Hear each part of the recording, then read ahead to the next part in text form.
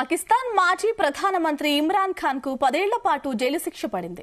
ఆయన సన్నిహితుడు షా మహమ్మద్ ఖురేషికి కూడా శిక్ష పడినట్లు పాక్ మీడియా వెల్లడించింది.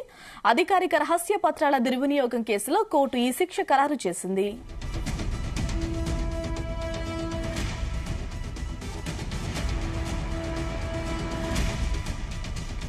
తోషాఖానా కేసులో ఇమ్రాన్ ఖాన్ కు ట్రయల్ కోర్టు విధించిన శిక్షను ఇస్లామాబాద్ హైకోర్టు ఇటీవల నిలిపివేసింది.